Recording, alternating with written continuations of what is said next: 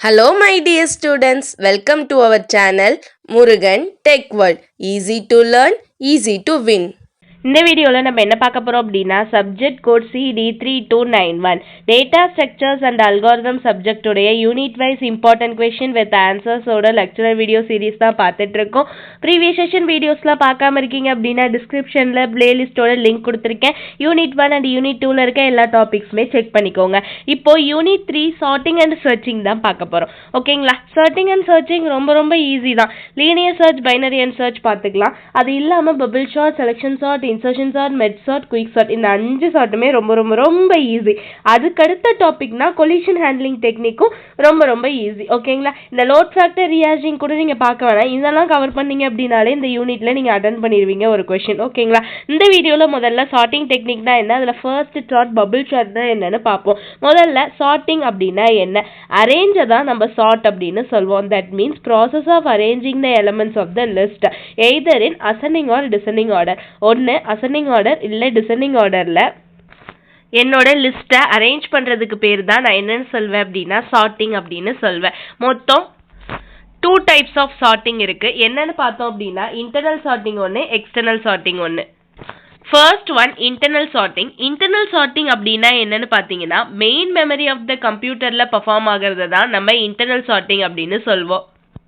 That means நம்ம கம்ப்யூட்டரோட main மெமரியில் operate ஆகும். அது என்னென்ன சார்ட்னா bubble sort, insertion sort, selection sort, quick சார்ட்லாம். எக்ஸ்டர்னல் சார்ட்டிங் அப்படின்னா செகண்டரி மெமரி. ஓகேங்களா? ஆல்ரெடி பிரைமரி மெமரி நமக்கு தெரியும், செகண்டரி மெமரி தெரியும். So secondary memory of the கம்ப்யூட்டரில் பர்ஃபார்ம் பண்ணுறத எக்ஸ்டர்னல் சார்ட்டிங் அப்படின்னு சொல்வோம். இதில் மல்டிவே மெர்ஜிங்கு, ரேடிக் சார்ட் இதெல்லாம் வந்து எக்ஸ்டர்னல் சார்ட்டிங்கோட எக்ஸாம்பிள். ஓகேங்களா? நெக்ஸ்ட் பபிள் சார்ட்னா ஃபர்ஸ்ட் சார்ட் இந்த வீடியோவில் பார்ப்போம். பபிள் சார்ட் அப்படின்றது one of the sorting algorithm. எதுக்காக அப்படின்னா லிஸ்ட்ல இருக்க ஐட்டம்லாம் அசெண்டிங் ஆர்டர்ல கம்பேர் பண்ணி, அதாவது ஒன்னோட ஒன்று கம்பேரிங் டூ அட்ஜசன்ட் வேல்யூ, பக்கத்தில் இருக்க 2 வேல்யூவை கம்பேர் பண்ணி அதில் எது பெருசு எது சின்னதுன்னு பார்த்து அசெண்டிங் ஆர்டர்ல அரேஞ்ச் பண்ணுறதுக்காக நம்ம யூஸ் பண்ணுற சார்ட்டிங் தான் இந்த பபிள் சார்ட் அப்படின்றது.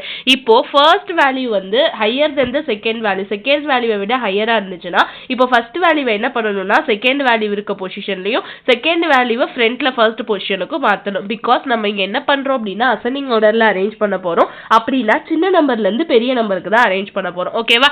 அதுவே ஃபர்ஸ்ட் வேல்யூ வந்து லோயர், அதாவது செகண்ட் வேல்யூவை விட சின்னதாக தான் இருந்துச்சுன்னா ஸ்வாப்பிங் தேவை கிடையாது, அதை அப்படியே விட்டுறலாம். இதே ப்ராசஸை ரிப்பீட் பண்ணிக்கிட்டே இருக்கணும், கம்பேர் பண்ணி ஸ்வாப் பண்ணிக்கிட்டே இருக்கணும். வேணும் அப்படின்னா எது வரையும் அப்படின்னா நம்மளுடைய எல்லா எலமெண்ட்ஸுமே கரெக்டாக அரேஞ்ச் ஆகிருக்க வரையும். ஓகேங்களா? இதுக்கு பேர் நம்ம பபிள் சார்ட் அப்படின்னு சொல்வோம். இதில் பர்ஃபார்ம் பண்ணுற அந்த ஒவ்வொரு ஐட்ரேஷனுக்கு பேரும் பாஸ் அப்படின்னு சொல்லுவோம். இந்த பாஸ் எப்படி இருக்கும் அப்படின்னா என் வேல்யூ அப்படின்றது டோட்டல் நம்பர் ஆஃப் எலமெண்ட். அப்போ பாஸ் எப்படி இருக்கும் அப்படின்னா n-1 இருக்கும். தட் மீன்ஸ் டோட்டல் நம்பர்லேருந்து -1 வரையும் பாஸ் நடக்கும். ஓகே, இம்ப்ளிமெண்டேஷன் அப்படின்னு பார்த்தோம்னா முதல்ல டெஃப் பபிள் சார்ட் எடுத்துக்கிறோம், லிஸ்ட் எடுத்துக்க போகிறோம். என்னன்றது மொத்த லிஸ்டோட லென்த். ஃபார் ஐயின் ரேஞ்ச் வந்து எவ்வளோ இருக்கணும், n-1 இருக்கணும். ஜேவோட ரேஞ்ச் வந்து n-i-1 இருக்கணும். ஓகேங்களா?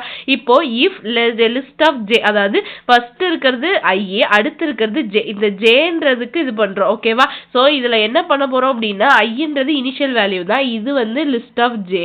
ஓகே, இது j+1. அப்போ ஜேவை j+1 கம்பேர் பண்ணுவோமா? கரெக்டா? சோ என்ன பண்றோம்னா டெம்ப்னு ஒரு வேல்யூ அசைன் பண்ணி அதுல ஜேவை வச்சுக்கிறோம். இந்த லிஸ்ட் ஆஃப் ஜே வந்து கிரேட்டர் தென் இருந்துச்சுன்னா j+1 விட, அது ஃபர்ஸ்ட் வேல்யூ செகண்ட் வேல்யூவை விட பெருசா இருந்துச்சு அப்படின்னா நம்ம டெம்ப்னு ஒரு வேல்யூ வச்சுக்கிட்டு இப்போ அந்த டெம்ப்ல இந்த வேல்யூ ஸ்டோர் பண்ணிட்டு இப்போ இந்த வேல்யூல டெம்ப் ஆக்கிடும். அப்ப என்ன ஆயிடும், செகண்ட் வேல்யூ ஃபர்ஸ்ட் ஆயிடும், ஃபர்ஸ்ட் வேல்யூ செகண்ட் ஆயிடும், ஸ்வாப்பிங் பெர்ஃபார்ம் ஆயிடும். ஓகேவா? இவ்வளவுதான் இம்ப்ளிமெண்டேஷன். எதுக்கு அப்படின்னா பபிள் சார்ட்டுக்கு. எக்ஸாம்பிள், இப்போ ஒரு சம் பாருங்க. பாஸ் 1ல முதல்ல ஒரு சம் இருக்கு. ஸோ 56 முதல் எலமெண்ட் இது ஜே எடுத்துக்கிறோம், இது j+1. ஜேவை j+1 கம்பேர் பண்றேன். 56 91 விட சின்னது. ஸோ எனக்கு இங்க ஸ்வாப் தேவையில்ல, நோ ஸ்வாப்னு எழுதிடுறேன். இப்போ இதுதான் ஜே, இது j+1. ஸோ 91 35 கம்பேர் பண்றேன். வந்து 91 தான் பெருசு. அப்ப என்ன பண்ணணும், ஸ்வாப் பண்ணணும். அப்ப 35 முன்னாடியும் 91 அடுத்தும் நான் போட்டுட்டு இப்போ வச்சிருவேன். இப்போ 91 75 கம்பேர் பண்ணணும், பெருசு. ஸோ ஸ்வாப் பண்ணிடுறேன். அடுத்து 91 48ஓட கம்பேர் பண்ணி ஸ்வாப் பண்ணிடுறேன். இப்போ என்ன ஆயிடும் அப்படின்னா இப்படி லாஸ்ட்ல இருந்து தான் என்னோட எலமெண்ட்லாம் கரெக்டாக சார்ட் ஆகிக்கிட்டே வரும். ஓகேவா? பபிள் சார்ட்ல அப்போ 91 அதோட பொசிஷனுக்கு போயிடுச்சு. அப்போ பாஸ் 1 கம்ப்ளீட் ஆயிடுச்சு. பாஸ் 2க்கு திரும்ப போறேன். ஃபர்ஸ்ட் எலமெண்ட்டை செகண்ட் எலமெண்ட்டோட கம்பேர் பண்றேன். 56 வந்து பெருசு, ஸோ ஸ்வாப் பண்றேன். இப்போ 56 75ஓட கம்பேர் பண்றேன். கரெக்டாக தான் இருக்கு, ஸோ ஸ்வாப் பண்ண தேவையில்ல. இப்போ பொசிஷனை மாத்தினா போதும், 75க்கு போயிடுறேன். 75 48ஓட கம்பேர் பண்ணா சின்னதா இருக்கு. நான் என்ன பண்றேன்னா ஸ்வாப் பண்றேன். இப்போ 75 வந்து 91ஓட கம்பேர் பண்றேன். கரெக்டாக தான் இருக்கு. ஸோ பாஸ் 2வும் முடிஞ்சிருச்சு. நெக்ஸ்ட் பாஸ் 3 அதே மாதிரி ஸ்வாப் பண்ணணும். ஸோ ஃபைனலாக பாஸ் 4 பார்த்தோம் அப்படின்னா எல்லா வேல்யூவும் அசெண்டிங் ஆர்டர்ல அரேஞ்ச் ஆயிடுச்சு. இந்த மாதிரி பண்றது தான் பபிள் சார்ட். ரொம்ப ரொம்ப சிம்பிளான சம். ஓகேங்களா? பர்ஃபார்மன்ஸ் பார்த்தோம்னா worst கேஸ் வந்து order of n square, best case order of n, average case order of n square. Advantage அப்படின்னு எடுத்துக்கிட்டோம் அப்படின்னா கம்மி மெமரியில பபிள் சார்ட் வந்து பெர்ஃபார்ம் பண்ணிடும். இது வந்து ஃபியூ லைன்ஸ் கோடு தான் நம்ம எழுதணும். பார்த்தோம், வெறும் டெம்ப் அசைன் பண்ணி அந்த டெம்ப் ஸ்வாப் பண்ற கோடு மட்டும் தான் நம்ம அசைன் பண்றோம். ஓகேவா? சின்ன டேட்டா செட்டுக்குலாம் ஈஸியா வந்து ரன் ஆகும். பட் பெரிய டேட்டா செட் கண்டுபிடிக்கணும்னா கொஞ்சம் கஷ்டமா இருக்கும். இது எதுல அப்படின்னா பபிள் சார்ட்ல. அடுத்து எக்ஸாம்பிள் நம்பர் 2 போட்டிருக்கேன். ஸோ இந்த எக்ஸாம்பிள் நீங்க போட்டு பாருங்க. ஏன்னா கொஞ்சம் பெரிய நம்பர்ஸா இருந்துச்சு அப்படின்னா அது ரொம்ப லென்த் கம்மியா போட்டோம்ல, அதே மாதிரி தான் சேம் திங் லாஸ்ட் எலமெண்ட்ல போற வரையுமே என்ன பண்ணணும் அப்படின்னா கம்பேர் பண்ணணும். ஸோ பாஸ் 1 இது பாஸ் 2, அடுத்து பார்த்தோம் அப்படின்னா பாஸ் 3 போட்டிருக்கேன். அடுத்து பார்த்தோம்னா பாஸ் 4, பாஸ் 5, பாஸ் 6, அதே மாதிரி பாஸ் 7, பாஸ் 8, பாஸ் 9, பாஸ் 10. ஃபைனலா எனக்கு பபிள் சார்ட்டோட பாஸ் கம்ப்ளீட் ஆகுற வரையும் நான் ஃபினிஷ் பண்ணிருக்கேன். ஓகே, சிம்பிள் சார்ட்டிங் தாமா பபிள் சார்ட், ஈஸியா போட்டுடலாம். நெக்ஸ்ட் வீடியோல செலக்ஷன் சார்ட் பார்க்கலாம். மறக்காம முருகன் டெக்வல் சேனலை சப்ஸ்கிரைப் பண்ணிக்கோங்க. பக்கத்துல இருக்க பெல் ஐகானையும் கிளிக் பண்ணிக்கோங்க.